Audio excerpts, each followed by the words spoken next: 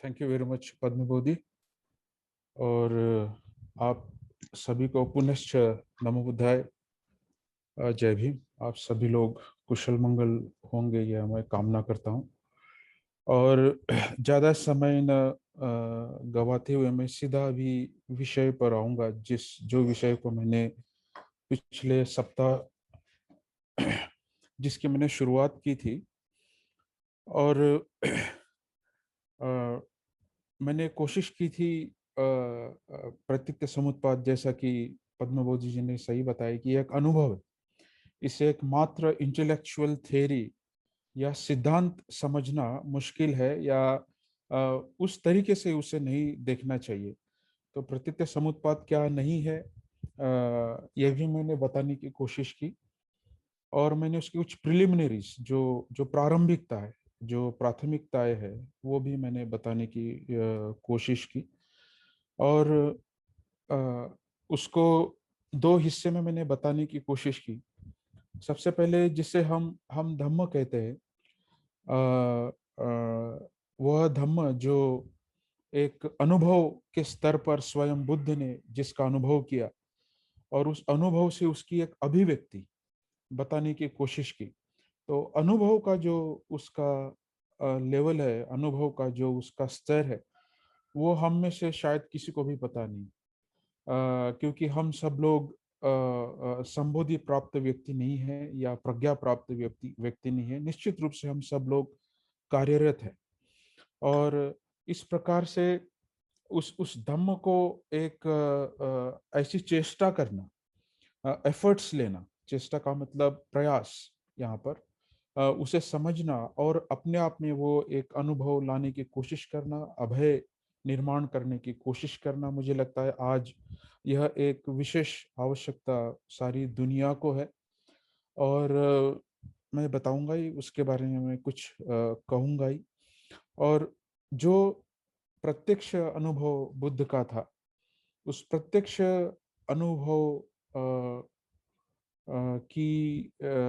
क्या कहूंगा कि उसके लिए जो शब्द है वो अपर्याप्त है, वो पर्याप्त नहीं है कि वाकई में प्रतीत्य समुत्पाद क्या है।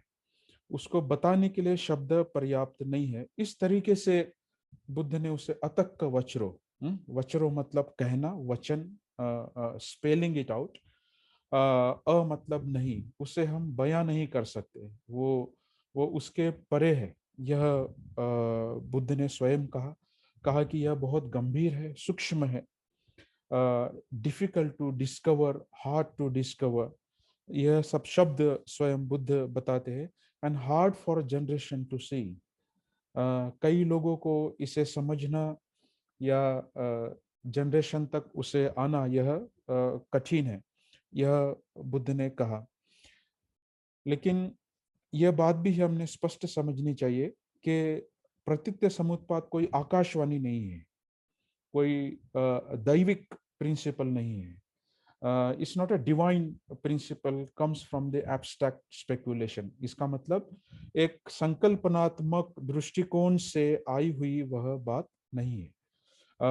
यह प्रत्यक्ष अनुभव से आई। यह बार बार मैं दोहराता हूँ इसलिए कि कई हम उसमें उसको अचानक किसी एक एब्सोल्यूट, या जो आत्मवाद है, या कोई अनचेंजिंग है, सुपरनैचुरल फोर्स है, जो समय सीमा के परे और अंतरिक्ष से परे है, टाइम एंड स्पेस से परे है, ऐसा अर्थ हमने शायद उसका नहीं निकालना चाहिए। इसलिए मैं यह बात बार बार दोहरा रहा हूँ। और इसके लिए हमारे लैंग्वेजेस, हमारी भाषाएं, हमारे संस्कृतियां, कल्चर्स, हमारी सोसाइटीज, हमारे समाज एंड पॉलिटिक्स, राजनीति, इस बात को पूर्णतः आत्मसात करने के लिए इक्विप्ड नहीं है, वह तैयार नहीं है। और यह तैयार नहीं होने के वजह से ही दुनिया में जो भी अराजकता है, जो हिंसाएं हो रही है, या दुनिया में जो कुछ भी अशांति है, वह अशांति फैली हुई है, या डिस्क्रिमिनेशन है, यह उसका एक प्रमुख कारण है। ये आप लोगों को, जैसे मैं अभी आज जो मेरा सीधा विषय मैं लेना चाहता हूँ, उसमें हमें समझेगा ही। क्योंकि सभी शिक्षकों ने इंक्लूडिंग उर्गेन संरक्षित जी ने यह कहा है कि जो भी थेरीज हम डेवलप करते हैं, जो भी सिद्धांत हम डेवलप करते हैं, विकसित करते हैं, उसके पीछे एक दृष्टि होती है, एक व्यू होता है। हम्म? एक छंद होता है। व्यू का मतलब यहाँ दिट्ठी नहीं है, छंद है। और वह छंद, वो काम छंद है या धम्म छंद है, इसमें हम फर्क नहीं कर पाते। तो कोई भी ज्ञानार्जन करने के लिए, कोई भी नॉलेज कल्टीवेशन के लिए, उसकी वृद्धि करने के लिए हमें एक डिजायर होती है, एक छंद होता है। लेकिन वह छंद आपके आत्म को सर्व कर रहा है, या आपके आत्मवाद को सर्व कर रहा है, या आपके सांप्रदायिकता को सर्व कर रहा है, उसकी वो सेवा कर रहा है, एक विशिष्ट समुदाय की, विशिष्ट जाति को या विशिष्ट रेस को वह सर्व कर रहा है, या फिर वो समूचे यूनिवर्सलिटी, या जिसे डॉक्टर बाबा साहब आम्बेडकर ने बोला है कि मॉरल जो यूनिवर्स है उसको सर्व कर रहा है। यह फर्क हमें करना होगा।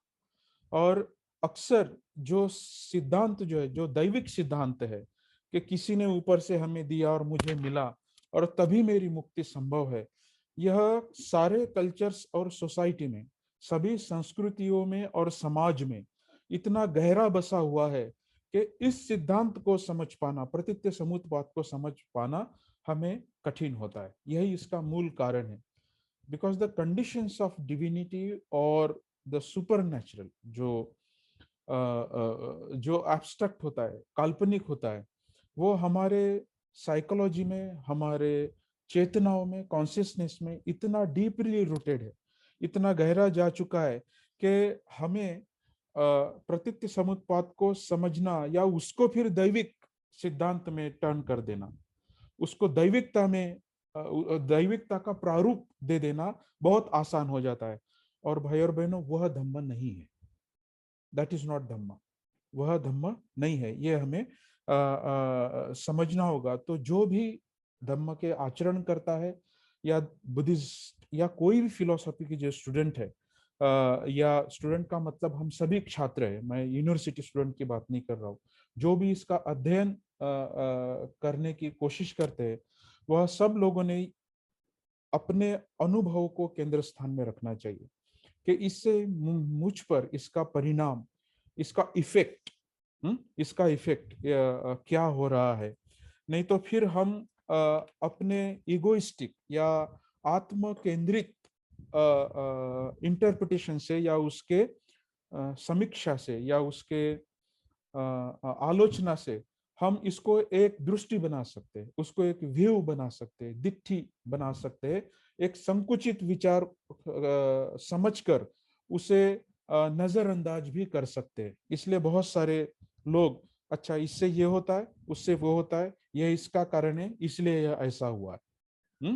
This being that arises from arising of this that arises, इसलिए ऐसा हुआ। ये तो इतनी सीधी सी बात है, इसमें कौन सी बड़ी बात है। लेकिन ये इतना आसान नहीं है जितना बुद्ध ने अपने अनुभवों से कहा। तीसरी बात मैं इसकी समझ के लिए बताना चाहूंगा। आई एम गिविंग, मैं कोशिश कर रहा हूं कि इसके समझने के संसाधन कुछ आपको मैं दूं, कि बुद्ध ने हर स्तर के लोगों को यह धम्म सिखाया। अंगुलीमाल एक हिंसक व्यक्ति थे। पटाचारा एक ऐसी महिला थी जिसने एक अपना लौता बेटा खोया था। बिंबिसार या प्रसेनजीत बहुत बड़े राजा थे। सुनीत या उपाली यह निम्न जाति से आए हुए उनके शिष्य थे। कश्यप या और भी जो उनके शिष्य थे वो ब्राह्मण वर्ग से आते थे। प्राकृता एक चांडालिका थी। और जो प्रोस्टिट्यूट्स है, वेश्या है, या जिन लोगों को एक केवल उपभोग का संसाधन समझता जाता था उस वक्त, उनको भी बुद्ध ने शिक्षाएं दी है। तो इस सभी स्तर पर बुद्ध ने जो मुख्य, जिसे हम सुपर स्ट्रक्चर कह सकते हैं, विचार का सुपर स्ट्रक्चर, विचार का उच्चांक जो है वह प्रतीत्य समुत्पाद है। लेकिन वही प्रतीत्य समुत्पाद अलग अलग स्तर पर, अलग अलग लोगों को, अलग अलग परिस्थितियों में, अलग अलग स्तर पर, अलग अलग लोगों को, अलग अलग परिस्थितियों में उन्होंने वही सिद्धांत एक जितना सरल भाषा में हो सके, उनके अनुभव तक वो भिड़ सके, उस शब्दों में बुद्ध ने यह केंद्रीय जो विचार है, जिसे पद्म बुद्ध ने कहा था कि रीढ़ की हड्डी जिसे, वह उसे उन्हें समझाने की बुद्ध ने कोशिश की थी। तो संबोधि के यहाँ 3 स्तर हमें मिलते हैं, या त्रिपिटकों में हमें संबोधि के 3 प्रकार हम पाते हैं। एक है सावका बोधि। मैं सारे टर्म को ज्यादा विश्लेषण में नहीं जाऊंगा। सावका बोधि मतलब जो उनके अनुयायी है, जो श्रावक है, जो सुनते हैं या उनसे सीखते हैं, वह संबोधि की प्राप्ति करते हैं उसे सुनकर, जो बुद्ध ने बताया उसे सुनकर। दूसरा है पच्चेक बोधि, मतलब प्रत्येक बोधि, जो हर व्यक्ति प्राप्त कर सकता है, जिसे तथागत गर्भ भी कहते हैं कुछ परंपराओं में। तो अगर मैं धम्म का आचरण करूं, अगर मैं प्रिंसिपल्स को डीपली समझूं, जैसा उन्होंने कहा है कि धम्म के बड़े बड़े फिलॉसफी की जरूरत नहीं है, धम्म के प्रिंसिपल को हमें समझना है। अगर उन प्रिंसिपल को हम समझते हैं, गहराई से समझते हैं, तो हम उसका साक्षात्कार या प्रज्ञा की प्राप्ति या संबोधि की प्राप्ति जिसे हम कहते हैं, वह कर सकते हैं। यह हर व्यक्ति में प्रतिभा है, कैपेसिटी है, पोटेंशियल है। यह है प्रत्येक बोधि। और तीसरा है सम्मा संबोधि।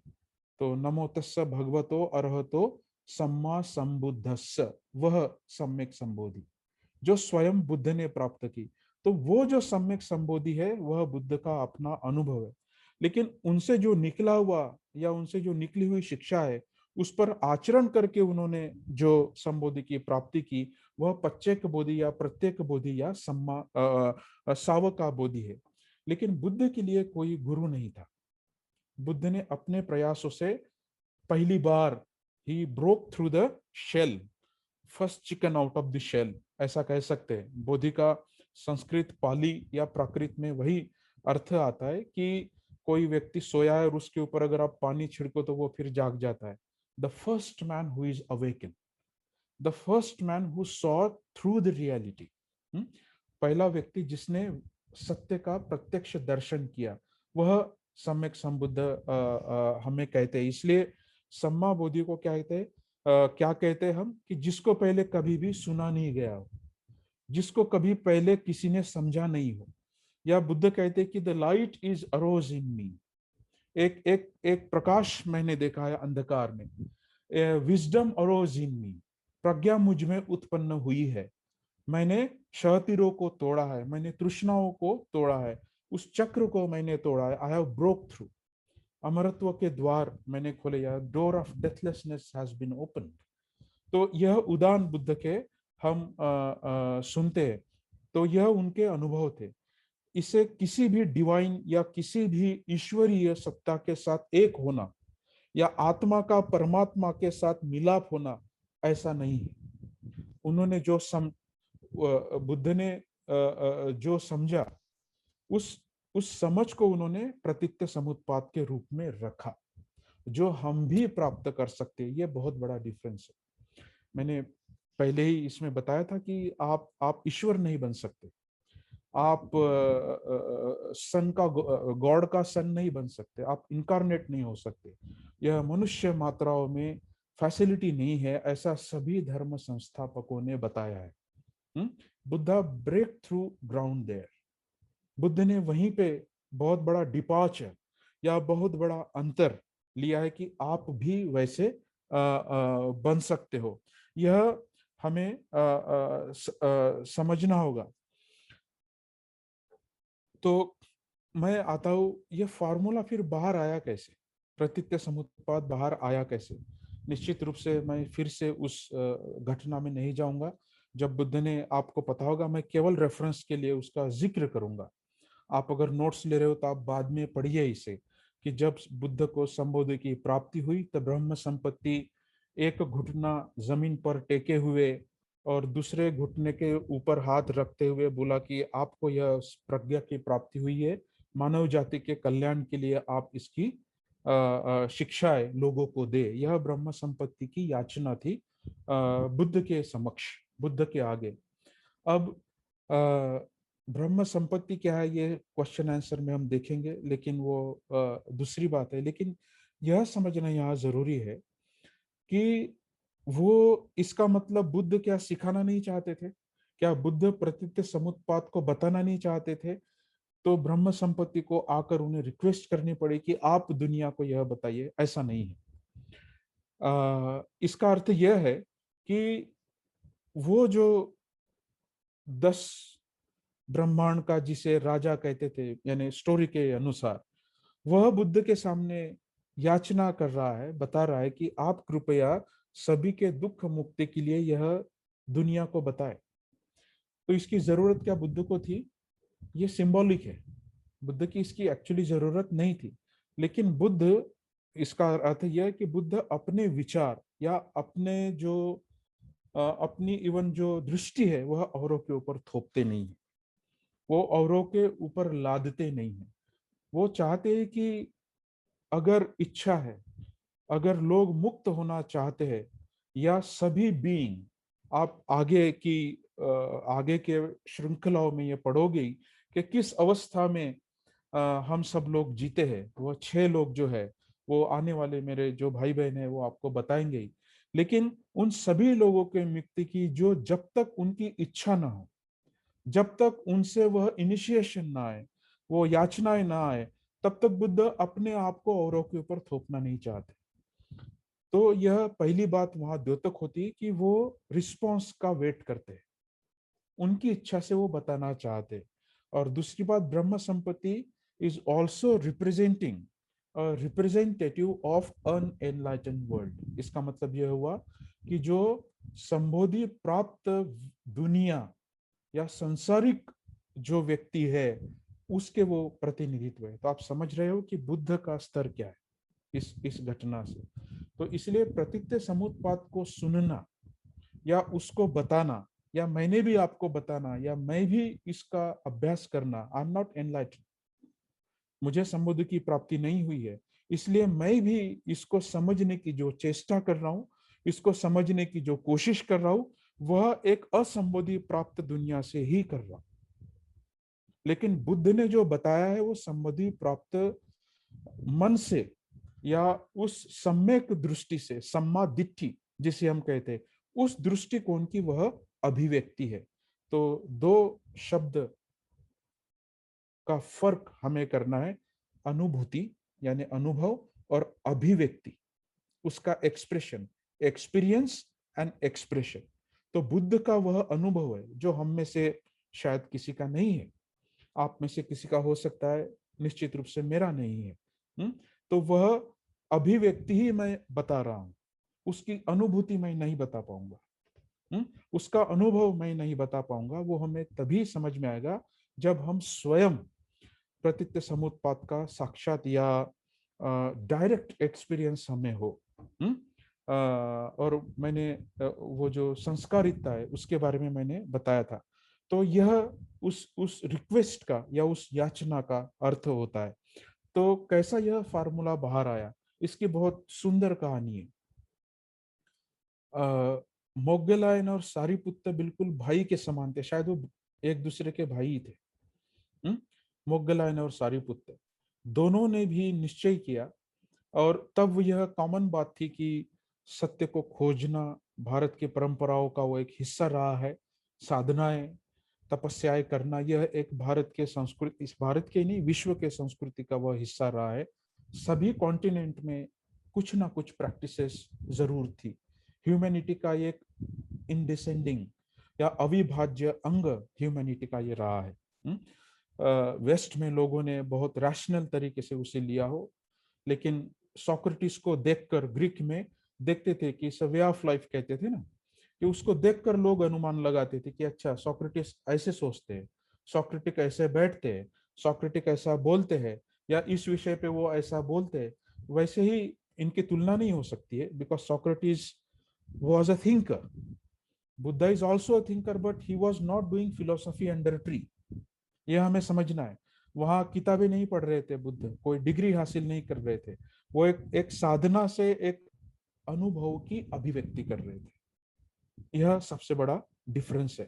तो वहां पे एक कॉमन था। तो इन दोनों भाइयों ने डिसाइड किया कि हम दोनों अलग अलग दिशा से जाएंगे। और जो जो भी भाई किसी ऐसे व्यक्ति को मिलेगा कि उन्हें अगर लगता है कि हाँ यह मेरा गुरु हो सकता है या यह मुझे दुख मुक्ति का मार्ग बता सकता है, तो मैंने दूसरे को इन्फॉर्म करना है, मुझे दूसरे को बताना है।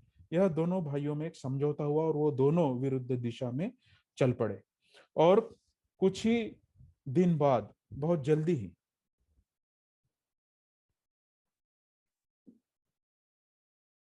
सारिपुत्त ने एक व्यक्ति को एक गांव में देखा। और वह व्यक्ति को देखकर सारिपुत्त बिल्कुल, यानी जिसे एक्सक्लेमेशन कहते हैं ना, अवाक हो जाना या आश्चर्यचकित हो जाना, ऐसे सारिपुत्त आश्चर्यचकित हो गए। और उन्होंने उस आश्चर्य को बहुत, यानी वो बयान नहीं कर पा रहे थे उस आश्चर्य को। तो वो उनके तरफ आकर्षित हो गए और वो भिक्षाटन कर रहे थे, वो भिक्षा मांग रहे थे। और उन्होंने बोला कि अ, आपसे मैं बहुत प्रभावित हो गया। उनके क्वालिटीज को सूत्रों में दर्शाया गया है। मैं अभी उसमें समय जाया नहीं करूंगा। वो काफी प्रभावी थे, शांत थे, गंभीर थे, उनके चेहरे पर दुख की शिकंज नहीं थी, उनमें कोई अहंकार नहीं था, हम्बल थे, वगैरह वगैरह। ऐसे गुणों का वर्णन आता है। और उन्होंने पूछा कि आप कौन है। तो वो बुद्ध के जो पहले 5 शिष्य थे, उनमें से एक थे अस्सजीत। संस्कृत में उसे अश्वजीत कहते हैं, अस्सजीत पाली में कहा जाता है, वो अस्सजीत थे। और अस्सजीत मैं हूं, ऐसा उन्होंने बताया। तो उन्होंने पूछा आपके शिक्षक कौन है।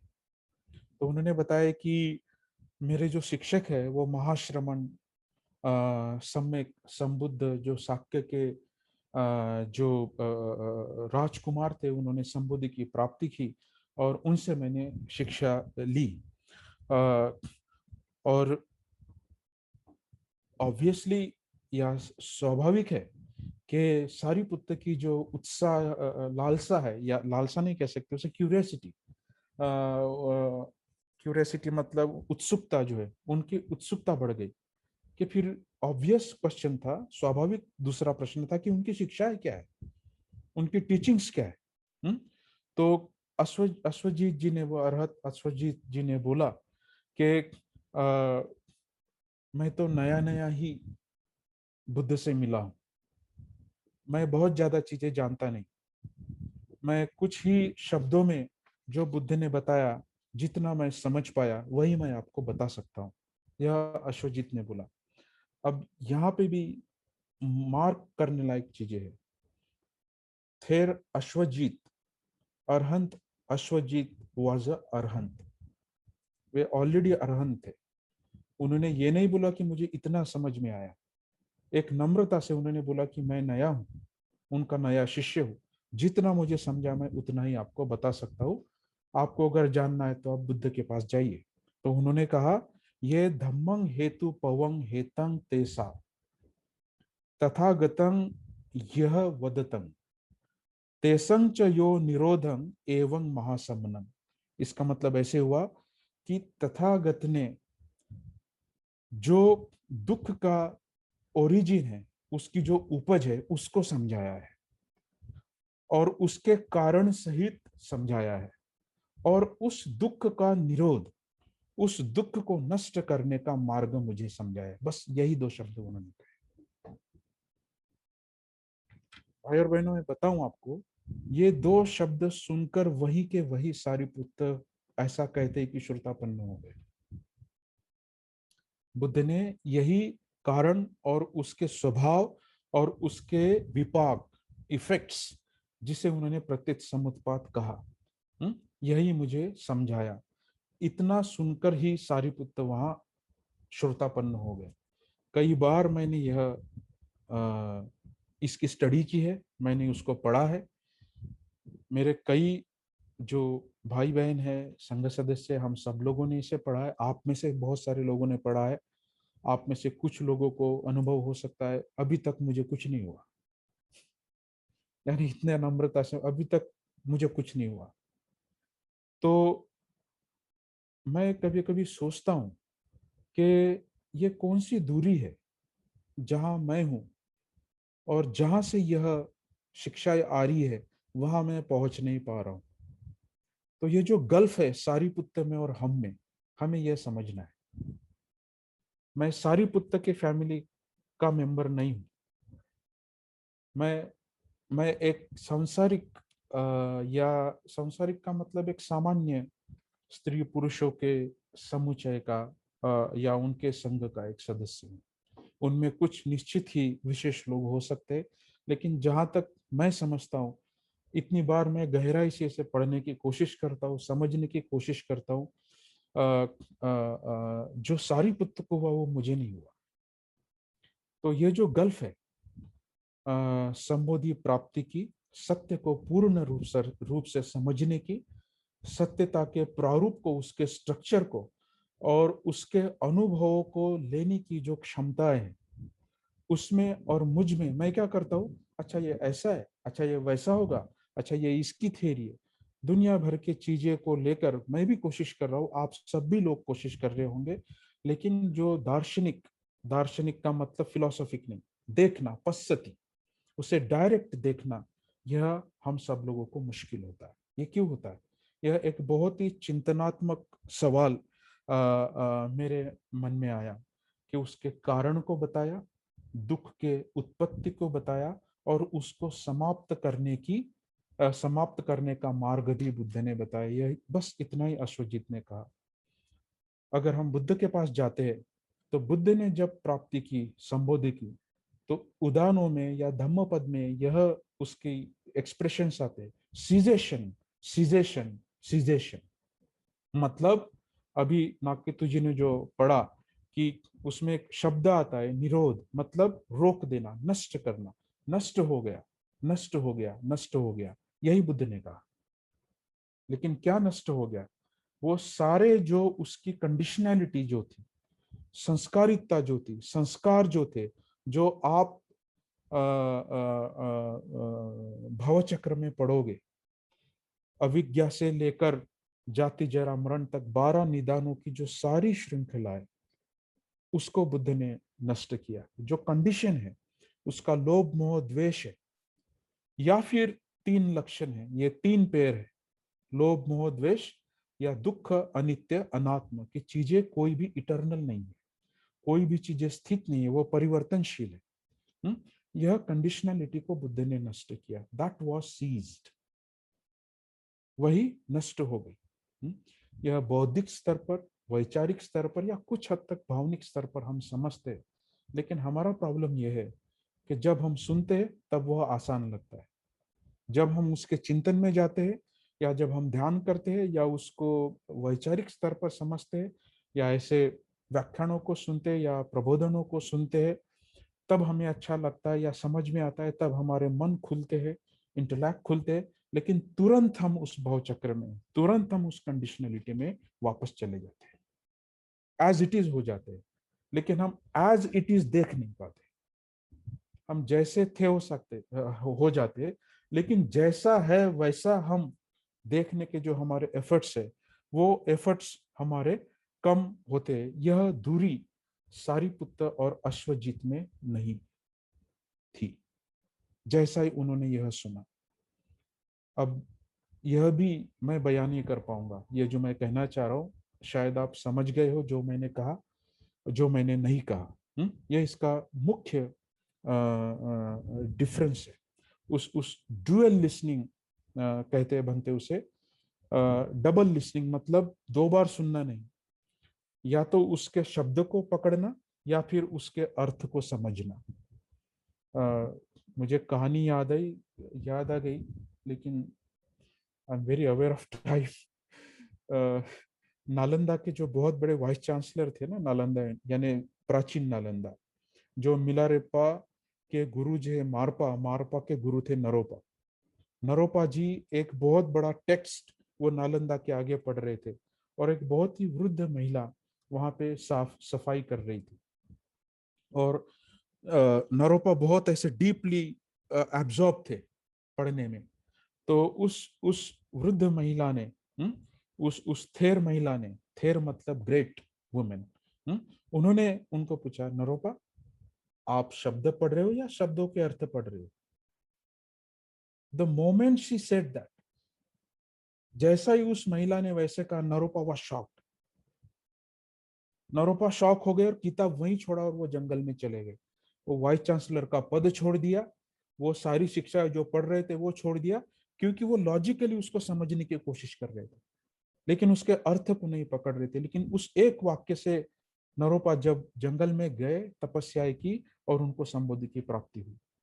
तो बहुत बार हम उन शब्दों को पकड़ते हैं, उनको लिटरली लेने की कोशिश करते हैं, उसके पीछे जो अर्थ है, उसके पीछे जो उसका गर्भ है, उस गर्भ में प्रवेश करने में हमारा गल्फ है। गल्फ मतलब दूरी है। कहीं ना कहीं वो दूरी है। इसलिए मैं अक्सर कहता हूं, बुद्ध का कहना और बुद्धुओं का समझना दोनों अलग बातें हैं।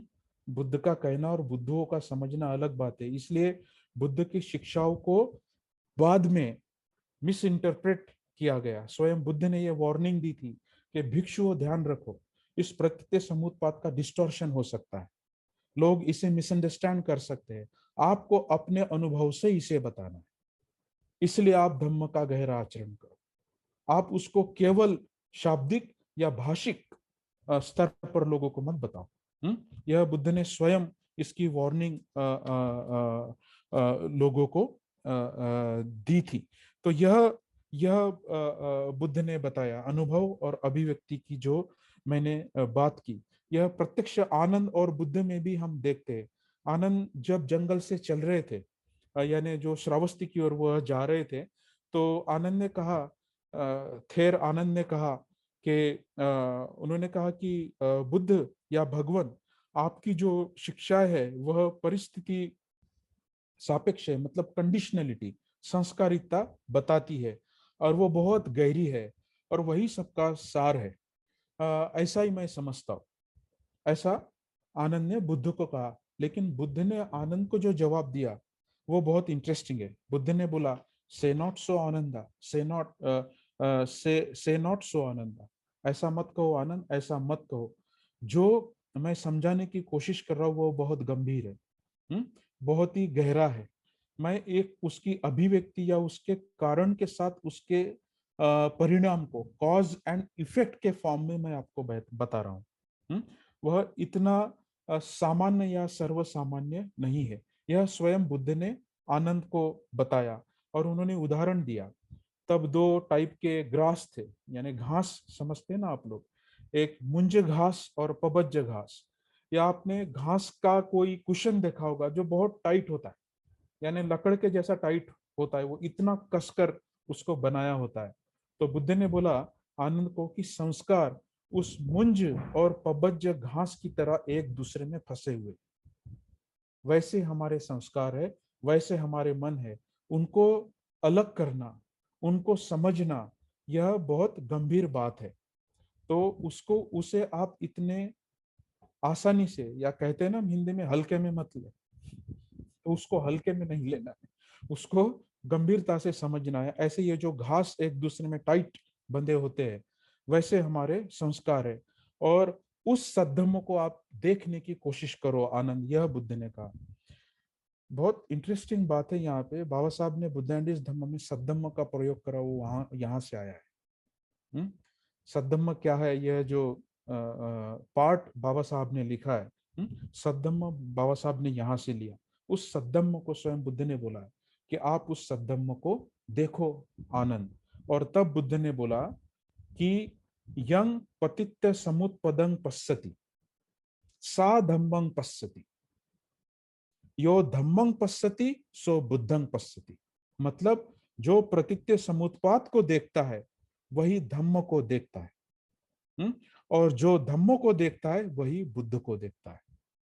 यह आनंद को उत्तर बुद्ध ने दिया। कि इस प्रकार से जब हम देखते हैं तो इसका मतलब क्या हुआ कि यह एक डायनामिक प्रिंसिपल है, डिवाइन नहीं। यह एक सक्रिय प्रिंसिपल है, एक फोर्स है, एक ऐसी ऐसी श्रृंखला है जिसको अगर हम अपने प्रयासों से अगर उसको सुलझा पाए तो हम दुख से मुक्त हो सकते हैं। यह महत्वपूर्ण बात हमें समझनी है। तभी बुद्ध बोलते हैं कि अगर जो लोग इसे नहीं समझ पाते वह तृष्णा में आनंद खोजते हैं, वह आसक्ति में आनंद खोजते हैं, जो अनित्य है उसको नित्य करके देखते हैं, इसलिए वह दुख में जाते हैं। यह वार्तालाप जो है, यह वार्तालाप बुद्ध ने आनंद को बताया। अब समझना होगा कि ऐसा बुद्ध ने आनंद को क्यों कहा। बुद्ध ने आनंद को क्यों कहा? इसलिए कहा कि जिस दृष्टिकोण से या जिस दृष्टि से बुद्ध ने चीजों को देखा, वही दृष्टि से आनंद भी चीजों को देखे, और आनंद भी चीजों को देखे, या फिर आनंद चीजों को देखे, या हम भी वैसा ही चीजों को देखें। सो व्हाई ही टॉट, क्यों उन्होंने प्रतीत्य समुत्पाद पढ़ाया? इसलिए पढ़ाया कि what Buddha produce for himself we should also be produce for ourself. जो बुद्ध ने स्वयं के लिए प्राप्त किया, या स्वयं की जो हासिलियत उन्होंने की, जिस ज्ञान या ज्ञान नहीं, प्रज्ञा, संबोधि या उस निर्वाण की अवस्था बुद्ध ने प्राप्त की, वही अवस्था हम भी अपने लिए निर्माण कर पाए। इसलिए बुद्ध ने प्रतीत्य समुत्पाद बताया। इसलिए नहीं बताया कि मैं कितना महान हूं ये बताने के लिए। इसका एक सुंदर अगर उदाहरण देखोगे तो बुद्ध ने आनंद को बताया तथागत की यही शिक्षा है। तथागत इसी प्रकार से धम्म को बताते। उन्होंने ये नहीं कहा कि सिद्धार्थ गौतम या मैं सिद्धार्थ ऐसी चीजों को बताता हूँ। मुझसे पहले भी जिस प्रकार से सत्यताओं को मेरे पहले बुद्धों ने देखा, उसी प्रकार से ही मैं उन्हीं के धम्म को आपको बताने की कोशिश कर रहा हूं। यह बुद्ध ने आनंद को बताया। मतलब इसका अर्थ यह हुआ कि जो बुद्ध ने स्वयं प्राप्त किया, उसे प्राप्त कर सकते हैं हम भी दुख से मुक्त हो सकते हैं। और वह अनुभव रिप्रोड्यूस, मतलब उसको पुनर्निर्माण करने के लिए, हमारे लिए, हम सब लोगों के लिए वो हम कर पाए, इसलिए बुद्ध ने प्रतीत्य समुत्पाद बताया। भाई और बहनों, ये करुणा से निकले हुए शब्द है। क्यों? Because we were in his mind when he taught that. जब बुद्ध ने यह शिक्षाएं दी तो हम उनके मन में थे। उनको पता था कि आने वाली कौमें, आने वाली जो मानव जाति है, इस प्रकार से संस्कारित होकर दुख में रहेगी और उन्हें यह मुक्ति का मार्ग मिलना आवश्यक है। तो वह केवल आनंद का उपाय करके केवल आनंद को ही नहीं दिखाया, समझाया। आपको पता है सारा इतिहास बौद्ध धर्म का, अभी तक वह जीवित है हमारे पास। या बाबा साहब ने हमें बौद्ध धर्म जब दिया तो यह मानव जात उनके दिमाग में थी कि इसको अपनाकर वे दुख मुक्त हो, वो समतामूलक या स्वतंत्र रहे, या वह बंधुता से रहे, हार्मनी से रहे, पीसफुल रहे। यह बोधिसत्वों के या सम्यक संबुद्धों के मन में यह सारे मानव जात होते हैं, विदाउट एनी डिस्क्रिमिनेशन। यह हमें समझना होगा, इसलिए बुद्ध ने यह बताया। और जैसा कि मैंने बताया, बुद्ध जब प्रतीत्य समुत्पाद को बताते हैं तो किसी भी सिरे में या किसी भी एक सिरे में जाकर बुद्ध यह बात नहीं बताते। बुद्ध क्या कहते हैं? तथागत मज्जेन धम्मं दस्सति। तथागत मध्यम मार्ग से धम्म को देते हैं। और वो एक्सट्रीमिज्म क्या है वो मैं बता नहीं पाऊंगा, मेरे पास समय नहीं है। मैं केवल 2 वाक्यों में बताऊंगा। या तो कोई भी चीज उत्पन्न होती है, उसको हम ऐसा समझ लेते हैं ये तो पानी है, ये H2O से बना है और ये खत्म हो जाएगा। ये हो गया निहिलिज्म, उच्छेदवाद करके हम देखते हैं। या फिर कोई भी चीज उत्पन्न हुई तो ऊपर वाले ने बनाई, उसे ईश्वरीय या फिर दैविक रूप से हम उसे देखने लगते हैं। तो मेरा जो जन्म है, मेरे जो दुख है, मेरा जो जेंडर है, मेरी जो रेस है, मेरी जो कास्ट है वो ऊपर वाले ने बनाई है, मैं क्या कर सकता हूँ, वो तो उसके हाथ में। हमेशा ही इस मॉडल को हम फॉलो करते हैं। इवन बौद्ध लोगों में भी यह गलत फहमियां है। और इस सिरे की एक्सट्रीमिज्म या फंडामेंटलिस्ट कट्टरवाद से क्या हो सकता है, इसके उदाहरण आपसे ज्यादा दूर नहीं है। इसके उदाहरण आपसे ज्यादा दूर नहीं है। अभी अभी देखिए गाजा में क्या हो रहा है, इजराइल पैलेस्टाइन में क्या हो रहा है। अगर हम किसी भी दृष्टिकोण को सिरे तक ले जाते, एक्सट्रीमिज्म तक ले जाते, तो फिर हिंसाएं होती है। या फिर यह अछूत है, या यह स्त्री है, या यह शूद्र है, या फिर यह ब्राह्मण है, इस प्रकार का जातिवाद का सिरा अगर हम लेते, तो देखिए इस पैंडेमिक में क्या हो रहा है। कौन से लोग ज्यादा अफेक्ट हो रहे, वो उनके दृष्टिकोण के वजह से हो रहे। जो लोग गो के पास है, वो लोग औरों को देना नहीं चाहते, वो आत्मवाद है, अपने पास ही रखना चाहते हैं। और अपने पास रखकर उसको मेरी सुरक्षा, मैं, ये स्वार्थ हम लोगों में कूट कूट कर भरा है। यह मुख्य कारण है कि दुनिया में अराजकता या दुख क्यों है। हम चीजों को देना नहीं चाहते। यू कैन अनफोल्ड दैट, ये देखते। तो इस दोनों प्रकार के सिरों को बुद्ध नहीं बताते। बुद्ध क्या बताते? तथागम तथागत मज्जेन धम्मं दस्सति। तथागत मध्यम मार्ग से ही धम्म को बताते हैं। और वो क्या बताते हैं? प्रतीत्य समुत्पाद बताते हैं। वो मध्यम मार्ग है। अब मध्यम मार्ग यह कैसा, यह समझना होगा। हमने क्या बोला? इमस्मिंग सती इदम होती, यह है, इसलिए वह होता है। अभी मैं आपको फॉर्मूला बता रहा हूं। सबसे पहले तो इस शब्द को ही देखिए, प्रतीत्य समुत्पाद। प्रति मतलब क्या होता है? हम लेटर लिखते हैं ना, to the vice chancellor, to the principal, to the director. यह रिस्पॉन्स है। टू मतलब रिस्पॉन्स, प्रतिसाद का वो प्रति है। सम मतलब इकट्ठा, दो कंडीशन को इकट्ठा आना। और इंडो ग्रीक लैंग्वेज में सिंक्रोनिज्म, सिनर्जिज्म, सिंथेसिस सेम ही रूट है, सम। संस्कृत या पाली में भी दो चीजों का इकट्ठा आना, प्रतीत्य सम, उसके रिस्पॉन्स में उत्पाद होना, कोई तो भी चीज निर्माण होना, प्रतीत्य समुत्पाद। वह दो चीजें इकट्ठा आती है, उसके कारण कोई तो भी एक नई चीज उत्पन्न होती है। अब दो चीजें का मतलब वन टू से नहीं लेना है, कुछ कंडीशनैलिटी है, यह इसका अर्थ है। नहीं तो आप बोलोगे ये मेरे लिए भी लागू है, मेरे माता पिता से मेरा जन्म हुआ है, मैं आसमान से नहीं आया हूं, यह मेरे लिए भी लागू होता है। या मेरा शरीर जो बना है, यह यह एक कंपोजिशन है, ब्लड है, बोन है। आपने पंचस्कंद सीखे होंगे आपने, वगैरह वगैरह। ये आंतरिक रूप से मैं समझ पाता हूँ, बाह्य रूप से भी ऐसा ही है। अभी जो साइक्लोन आ रहा है वो क्यों आ रहा है? सुनामी आती है क्यों आती है? समुद्र के गर्भ में जो प्रेशर डेवलप होता है, उसका इफेक्ट कितना जोर से आता है, उसका वो कॉज है, उसका वो इफेक्ट है। और पृथ्वी के पहले भी आप जाओगे, उसके उत्पत्ति तक आप जाओगे, तो मैंने पहले इसके प्रिलिमिनरीज में आपको बताया, वह सब परिस्थिति सापेक्ष है। वह परिस्थितियां इकट्ठाई है। दो का मतलब यहाँ 1 2 3 4 5 लिटरली नहीं लेना है। कुछ कंडीशनैलिटी, कुछ वस्तुएं या कुछ परिस्थितियां इकट्ठा आती है, उससे नई चीजें उत्पन्न होती है। यही चीजों का स्वभाव है। तथता, यह पाली में शब्द आता है, तथता, दसनेस, दैट्स हाउ थिंग्स आर। वैसे ही चीजें है। जो जो नागार्जुन जी ने, आचार्य नागार्जुन जी ने उसे शून्यता के माध्यम से सिखाया। यही बताया उन्होंने कि जो प्रतीत हो रहा है वह शून्य है, जो शून्य है वह प्रतीत हो रहा है। उसमें कोई ऐसा नित्य या आत्मवादी ऐसा सब्सटेंस नहीं है।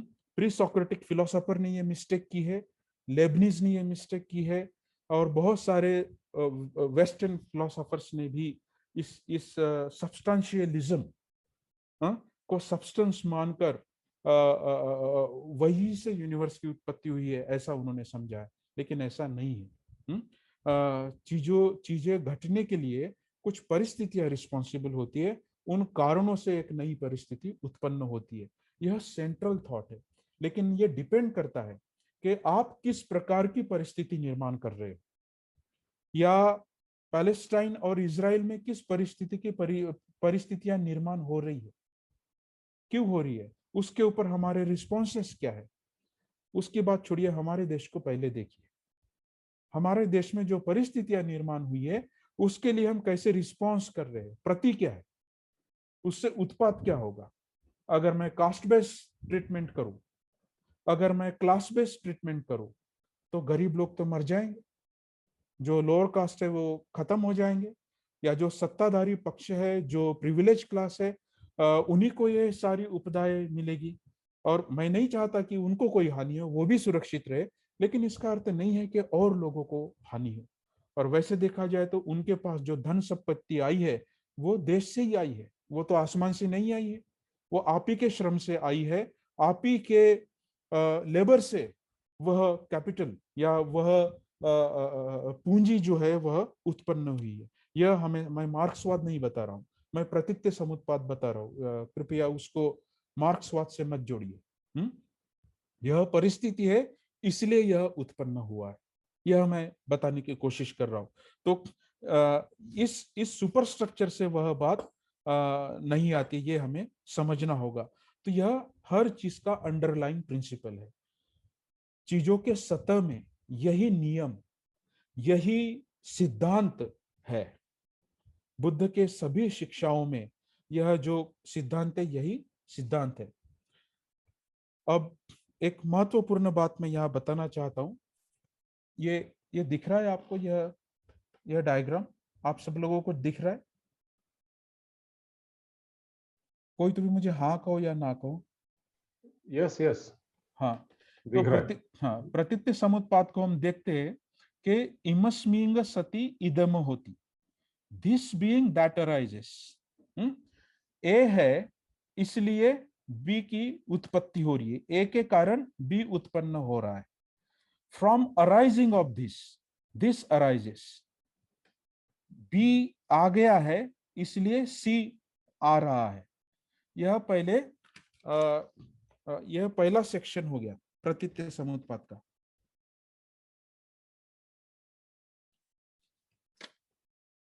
यह प्रतीत्य समुत्पाद का पहला सेक्शन हो गया। हम दूसरे दो सेक्शन में क्या कहा हमने? इमस्मिंग सती इदम न होती, this not being that does not arise. अगर ये नहीं होगा, ए नहीं होगा तो बी नहीं होगा। फ्रॉम सीजिंग ऑफ दिस, इमस्सा निरोधा, इसको अगर हम रोकते तो फिर यह भी रुकेगा। यह फोरफोल्ड प्रतीत्य समुत्पाद का प्रिंसिपल है। तो यही प्रतीत्य समुत्पाद है। तो इसमें ही सारे चीजों का जो गर्भ है वह छुपा हुआ है। लेकिन ये आप सुन तो पा रहे हो, और यह परिस्थिति सापेक्ष है, यह कंडीशनैलिटी है, यह कंडीशन है, सम उत्पाद है। यह परिस्थिति के कारण यह ऐसा हो रहा है, ये तो हम समझे, लेकिन इसके पीछे दो दो महत्वपूर्ण प्रश्न छुपे हुए हैं। इसलिए भव चक्रों को हम तब तक नहीं समझ पाएंगे जब कंडीशन को हम अनकंडीशन नहीं कर पाएंगे। तो ये तो बताऊंगा मैं आगे। इसके दो प्रश्न क्या है? अगर ये ए है, इससे अगर बी उत्पन्न हुआ है, तो फिर ये ए कहां से आया? ये ए कहां से आया? और ये ए अगर आया है, और अगर यह फार्मूला ए से सी तक, ए नहीं है तो बी नहीं है, बी नहीं है तो सी नहीं है, तो फिर ये सी कहां जाता है? तो फिर ये सी कहां जाता है? ये दो महत्वपूर्ण प्रश्न हैं। अगर ठीक है, उत्पन्न तो हुआ है, ए कंडीशन से बी कंडीशन उत्पन्न हुई है, और बी कंडीशन से सी कंडीशन उत्पन्न हुई है, लेकिन बुद्ध ने ये नहीं कहा कि केवल ऐसा ही है। बुद्ध ने क्या कहा? अगर ए नहीं है तो बी भी नहीं होगा। तो इसका मतलब ए भी, ये जो ए है ये कहां से आया है? इस फार्मूले में ये ए भी कंडीशनड है। इसके ये कहीं ना कहीं से शुरुआत इसकी होनी है, लेकिन इसका अल्टीमेट ओरिजिन नहीं है। A is not a absolute, A is a condition. A संस्कारितता है, ए आत्मवाद नहीं है। आप समझ पा रहे हो? ए स्टैंड्स फॉर अनात्मवाद, A does not stand for आत्मवाद।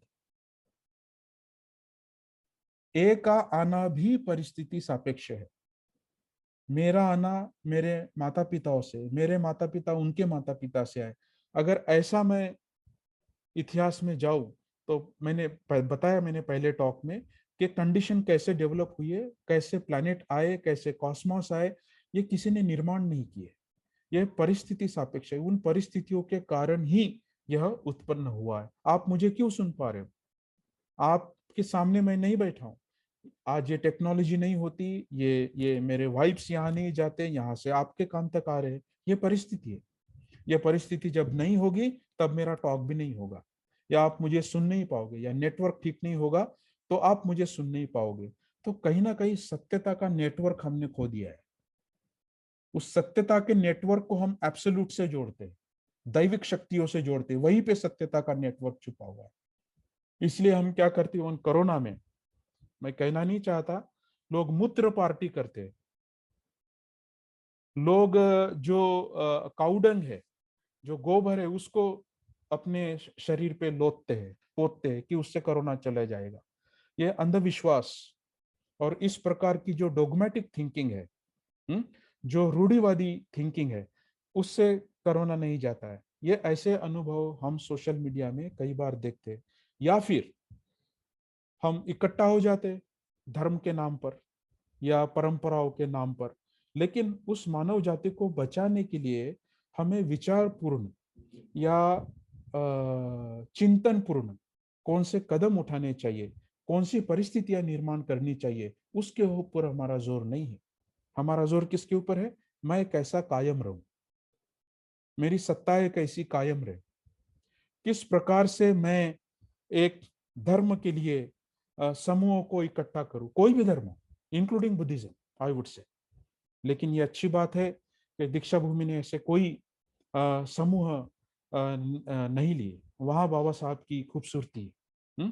उन्होंने रैशनल एक कारण मीमांसा को देखकर उन्होंने हमें यह शिक्षाएं दी है।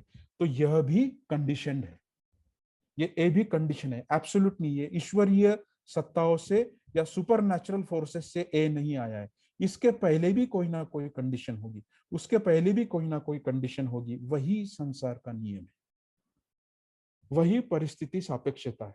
अक्सर हम ए से भगवान को जोड़ देते हैं, ईश्वरीय सत्ता से जोड़ देते हैं, या ऐसे वाद से जोड़ देते हैं जिसके लिए you are not allowed to ask question. उसके लिए आप सवाल नहीं पूछ सकते, आपको बस मानना है। तो प्रतीत्य समुत्पाद एक बिलीफ सिस्टम नहीं है, ये एक बिलीवर का थॉट नहीं है। हमें विश्वास करता हूं और मेरा हो जाएगा, ऐसा नहीं। आपको जैसा बुद्ध ने सोचा वैसा आपको सोचना है। बुद्ध ने जो किया आपको करना है, जो बुद्ध ने पराजित किया उसे आपको पराजित करना है, बुद्ध ने जिसे प्राप्त किया उसे आपको प्राप्त करना है। इस स्पिरिट से, इस फोर्स से बाबा साहब कहते हैं कि बुद्ध मोक्षदाता नहीं है, मार्गदाता है। यह मार्ग बुद्ध ने हमारे सामने रखा। तो ये कहीं से ऐसा आता नहीं है। क्या चीज होता है? अगर सी फॉर कंडीशन है, अगर यह परिस्थिति है, तो इस परिस्थिति को नष्ट करना है। तब हम अनकंडीशन होते, असंस्कारित होते, असंखारित होते। कंडीशन यहाँ क्या है? बार बार हम संस्कार संस्कार या कंडीशन कंडीशनैलिटी ऐसे शब्द हम सुनते हैं। लेकिन पाली में जो शब्द आता है वह इदी पच्चता, यह शब्द आता है। ईद मतलब ऐसा, पच्चता मतलब परिस्थिति। ऐसा है इसलिए यह परिस्थिति है, ईद पच्चता। यह शब्द पाली में हम देखते हैं। ईद का मतलब यह पानी है, इसको अगर मैं 100 डिग्री में यह करूं तो यह बाष्प हो जाएगा, ये यहां नहीं रहेगा। अगर मैं इसको फ्रिज में डालूं तो यह घन हो जाएगा। यह परिस्थिति सापेक्ष है, यह दैविक शक्ति से नहीं आया। अगर मैं उस कंडीशनलिटी को नष्ट करूं तो मैं दुखों के कंडीशन को भी नष्ट करता हूं। तो ये जीनियस देखिए भाई और बहनों, बुद्ध का, जब बुद्ध पहले पंचसेखियों के पास गए तो उन्होंने ये नहीं बताया कि देखिए पंचसेखियों, सारनाथ में जब वो पहुंचे, मैंने बुद्धत्व की प्राप्ति की है, मैंने उस कंडीशन को तोड़ दिया है, अभी आप आइए, मेरे शरण में आइए, मैं आपको दुख मुक्त करूंगा। ऐसा बोला बुद्ध ने? ऐसा नहीं बोला।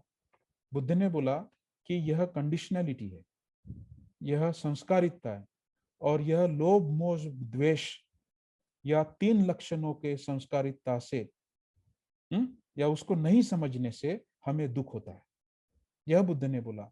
तो बुद्ध को प्रतीक समुत्पाद बताने की जो शैली है वह अनुभवात्मक है। उनको असंस्कारिकता या निर्वाण या परिनिर्वाण यह शब्द बुद्ध ने इस्तेमाल नहीं किए। बुद्ध ने फर्स्ट नोबल ट्रूथ क्या बोला? World is full of suffering. जीवन दुखमय है क्योंकि दुख आपके अनुभव के करीब है। आप अमीर हो गरीब हो, आप सत्ता में हो या सत्ता में न रहो, आप उच्च वर्णीय हो या निम्न वर्णीय हो, आप व्हाइट हो या ब्लैक हो, आप अमीर हो या गरीब हो, स्त्री हो या पुरुष हो, संसार का जो नियम है, हमारे परिस्थिति का जो नियम है वह दुख है। कुछ हद तक हमें कुछ सुख मिलते हैं। तो चूंकि हम सुखों को मटेरियलिज्म में, भौतिकवाद में या लैंगिकताओं में या सत्ताओं में देखते हैं, उसके कारण वह चिरकाल टिक नहीं पाता है, क्योंकि वही अविद्या है, वह संस्कार है। That is conditionality. तो बुद्ध ने उस अविद्या को तोड़ा। बुद्ध ने उस तृष्णा जो उसका जड़ है, by ceasing of this that ceases, यही अश्वजित ने सारिपुत्र को बताया कि उसके कारण को बुद्ध ने मुझे बताया और उस कारण को नष्ट करने का मार्ग भी मुझे बताया। That's how Sariputra got enlighten. इस प्रकार से सारिपुत्र को संबोधि की प्राप्ति हुई। साधु साधु साधु, जो हमें नहीं हुई। कई बार हमने सुना, कई बार हमने पढ़ा, लेकिन वो गल्फ के कोशिश में हम दौड़ रहे लेकिन पहुंच नहीं पा रहे। तो क्या हम चक्राकार मार्ग में दौड़ रहे हैं या उस कंडीशन को नष्ट करने के लिए हम ऊर्ध्वगामी चक्राकार मार्ग में आरूढ़ है? ये हमें सोचना पड़ेगा कि क्या मैं वो प्रयास कर रहा हूं जो मुझे रिसाइकल या चक्राकार या वही वही उत्पन्न ना करे? क्या मैं वह उत्पन्न कर रहा हूं जो ऑगमेंटेशन है, जो वृद्धि है, जो परिवर्तन, जो... मेरी आवाज आ रही है आप सब लोगों को? हाँ हाँ, आ यस। रही आ है। रही है। आ रही। हाँ हाँ। क्या वो वृद्धिंगत हो रही है? क्या वो विकसित हो रही है? क्या मैं विकास की ओर जा रहा हूँ? क्या मेरा स्वार्थ कम हो रहा है? क्या मैं इंक्लूसिव हो रहा हूँ? या मैं अपने जाति में, वर्ण में, लिंग में, पैसों में, पावर में, पद में फंसा हुआ हूँ? ऐसे बुद्ध ने, वो बुद्ध फंसे हुए नहीं थे। तो यह इसका इसका मूल यह है भाई और बहनों। तो लास्ट मेरा पॉइंट है, हम ये करें कैसा? How to do it? हमने इसको करना कैसे है? यह वो मार्ग क्या है? मैं मार्ग नहीं बताऊंगा, आने वाले दिनों में आप सुनोगे ही, लेकिन उसका प्रिंसिपल मैं जरूर बताऊंगा। बुद्ध ने मध्यम निकाय में बोला है, crush mind with the mind. मन को ही मन से मारो। अब कौन से मन को, कौन से मन को मारो? मनो पुब्बंगमा धम्मा मनो सिट्ठा मनो मन मानसाचे पदुट्टे न भासती वा करोती वा। सभी संस्कार मनोमय है। यही बुद्ध ने बोला धम्मपद की पहली गाथा में, मन से ही सभी संस्कारों की उत्पत्ति होती है। और उस मन को अगर मैं बदलूं, उस संस्कारों को अगर मैं बदलूं, मेरी जो मानसिक कंडीशनलिटी, मानसिक यहाँ साइकोलॉजिकल नहीं है, आपके बीइंग की कंडीशनलिटी, आपके अस्तित्व के परिस्थिति को अगर आप बदलते हो, तो आप निश्चित ही एक सक्रिय मार्ग में, एक ऊर्ध्वगामी मार्ग में, जिसे बनते स्पाइरल पाथ भी कहते हैं, उस पाथ में हम आरूढ़ होते हैं। वहां से हम इस कंडीशनलिटी को डिसकंटिन्यू करते हैं, उसको हम रोकते हैं, रुकावट डालते हैं। तो संरक्षित जी ने यह कहा कि secret of bondage is also secret of liberation. जो संस्कार है उसके पीछे ही असंस्कारिकता है। तो अगर आप भव चक्रों को आपने देखा होगा, यहाँ मैं इमेज दिखाना चाहता हूं लेकिन मैं समय जाएगा उसमें। ऐसा जो चक्र है जो जाति जरा मरण तक जाता है, उसी को ही अगर आप उल्टा करोगे, उसी के ही पीछे अगर आप उसके संस्कारों को अगर आप निरोध करोगे तो आप अविद्या को भी नष्ट करोगे। तो दूसरा यहां मैं शब्द आपको बता रहा हूं, प्रतीत्य समुत्पाद है ही, लेकिन दूसरा पाली शब्द बुद्ध ने इस्तेमाल किया वह है प्रतीत्य समुद निरोध।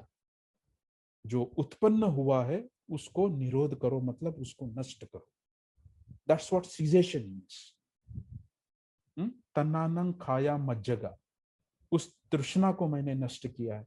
जो फोर्स है मुझे, जो दुख के खाई में बार बार जा रहा है, उस फोर्स को ही मैंने नष्ट किया है, उस बीज को ही मैंने नष्ट किया है। यह प्रतीत्य समुत्पाद है। ये प्रिंसिपल का सुपर स्ट्रक्चर जब तक हम नहीं समझेंगे तब तक हम उसे समझ नहीं पाते, तब तक हम उसे समझ नहीं पाते। तो इसे प्रतीत्य समुत्पाद कहते, यह फॉर्मूला है। और जैसा कि मैंने बताया, अगर कुशल परिस्थितियां निर्माण करोगे तो कुशलता की ओर बढ़ोगे, अकुशल परिस्थितियां निर्माण करोगे तो अकुशलता की ओर हम जाएंगे। यही जब आप आनापान सती करते हो तो सांस अंदर लेना और सांस बाहर छोड़ना दोनों डिफरेंट कंडीशन है। ऐसा कहते हैं कि जब बुद्ध ने बुद्धत्व की प्राप्ति की तो वो आनापान सती ही ध्यान कर रहे थे, लेकिन उनका आनापान सती और हमारा आनापान सती, सारिपुत्र का सुनना और हमारा सुनना, यही गल्फ है, यही दूरी है। तो बुद्ध जो अनुलोम पटिलोम कहते हैं ना, वही भी बुद्धिस्ट वर्ड्स है। सभी संस्कारिकता को उन्होंने चक्राकार मार्ग से समझा, लेकिन ऊर्ध्वगामी मार्ग से उन्होंने उस संस्कार को बाहर भी फेंक दिया। उस अविद्या को, पूरे उस संस्कारिकता को, निदानों को उन्होंने समझा और उसको वापस जाकर उसका निरोध भी किया। वह है प्रतीत्य समनिरोध। वहां पे सिजेशन है, वहां पे ये कंडीशनलिटी है, वह रुकती है। तो ये जाति कहाँ है? वो असंस्कारिकता की ओर जाती है, वो किसी भी प्रिजुडिस्ड माइंड की ओर नहीं जाती है, वो किसी भी अज्ञान की ओर नहीं जाती है। तो यहाँ अज्ञान का अर्थ क्या हुआ? प्रतीत्य समुत्पाद को नहीं समझना ही अविद्या है। प्रतीत्य समुत्पाद को न समझना अविद्या है। लेकिन एक बात ध्यान में रखिए, मुझे आशा है कि आने वाले श्रृंखलाओं में या निदानों में मेरे जो अन्य धर्मचारी भाई बहन है वो आपको बताने की कोशिश करेंगे, अविद्या is not a divine origin. अविद्या से शुरू होता है ऐसा नहीं है। यह कंटिन्यूस प्रोसेस है, हम ऑलरेडी भव चक्र में है। देर हो चुकी है, गाना सुना होगा ना आपने, देर ना हो जाए कहीं देर ना हो जाए, देर हो चुकी है, ऑलरेडी हम उस दुख के चक्र में है। We are already late. लेकिन हमें इसे अनफोल्ड करना है। तो ये कोई इसका एक ओरिजिन है और वो लास्ट ओरिजिन है, ऐसा लिटरली नहीं लेना है। It's a continuous process. वो लोभ से, मोह से, तृष्णा से, कहीं से भी हम इस चक्र में फंसते हैं, इस चक्राकार मार्ग में आ जाते हैं। और मुख्य उसका कारण है मिथ्या दृष्टि। It's a wrong view that allows us to enter into bhava chakra. यह मिथ्या दृष्टि है जो हमें चक्र में डाल देती है, और उस मिथ्या दृष्टि को हमें सम्यक दृष्टि में परिवर्तित करना है, राइट व्यू से देखना है। और यह राइट व्यू प्रतीत्य समुत्पाद है। यह राइट व्यू प्रतीत्य समुत्पाद है। नहीं तो आप एक फार्मूला, ये आर्य अष्टांगिक मार्ग दूसरा, नियमों की शिक्षा दूसरी, पंचस्कंदों की शिक्षा दूसरी, शील समाधि की शिक्षा दूसरी, और धम्म नियमों की शिक्षा दूसरी, ऐसा नहीं है। हर चीज प्रतीत्य समुत्पाद है। उतु नियम है इसलिए बीज नियम है, बीज नियम है इसीलिए मनोनियम है, मनोनियम है इसीलिए कर्म नियम है, और कर्म नियमों से हम धम्म नियमों में प्रवेश करते हैं।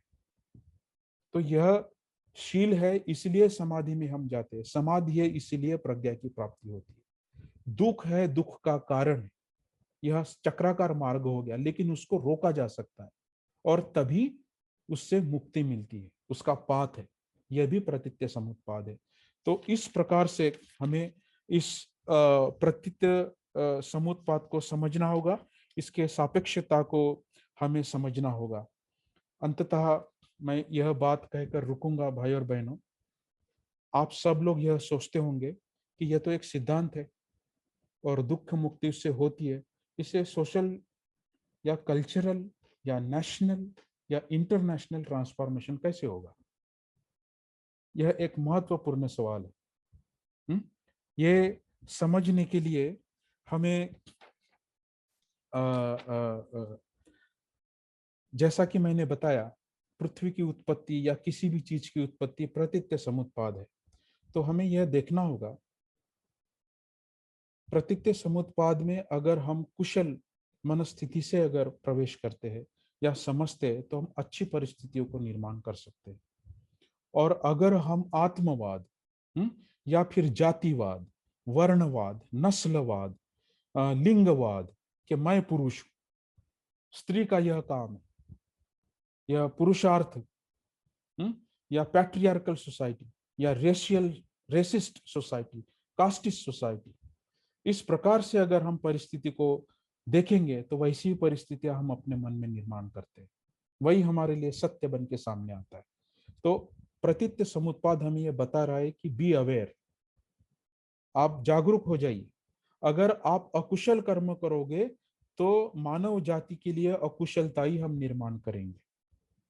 तो इवोल्यूशन है, एक उत्क्रांति है, उत्पाद है, लेकिन उस उत्पाद को हमें क्या कहते हैं, एक्सटिंक्शन, एक्सटिंक्शन मतलब उसको नष्ट नहीं करना है।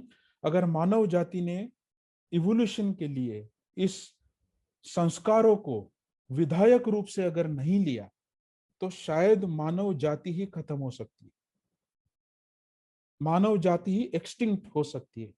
तो it's up to you whether you wanted to extinct the humanity or whether you wanted to evolve the humanity। तो एक्सटिंक्शन करना है या इवोल्यूशन करना है, हमें चक्राकार मतलब अधोगति में जाना है या हमें प्रगति में जाना है, यह प्रतीत्य समुत्पाद है। हमें युद्ध करना है या हमें बुद्ध चाहिए, शांति चाहिए, हमें पैंडेमिक में लोगों को बचाना है या पैंडेमिक में लोगों को मारना है, ये हमारे दृष्टिकोण के ऊपर निर्भर करता है। यह शायद बाबा साहब की खूबी थी, क्यों, जैसा उन्होंने प्रतीत्य समुत्पाद को समझा।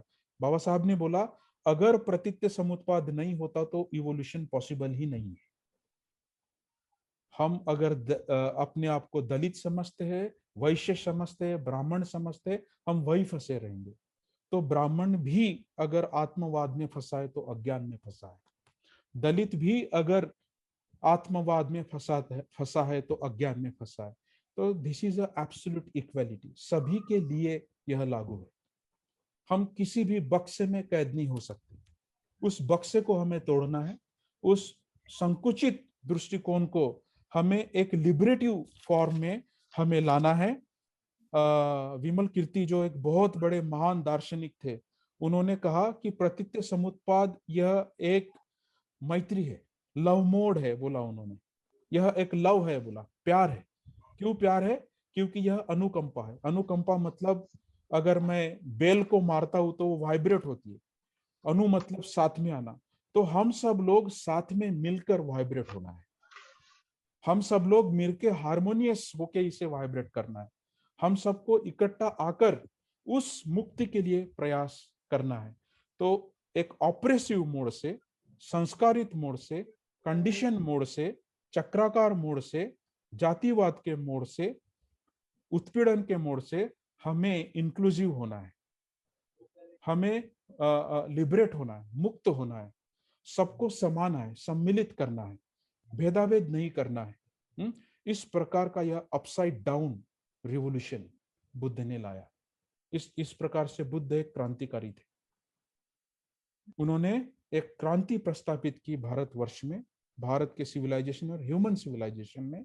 जहां पे सत्य को मैंने परमानेंट देखा, बुद्ध ने इम्परमानेंट बताया। जहां लोगों ने आत्मवाद बताया, बुद्ध ने वहां अनात्मवाद बताया।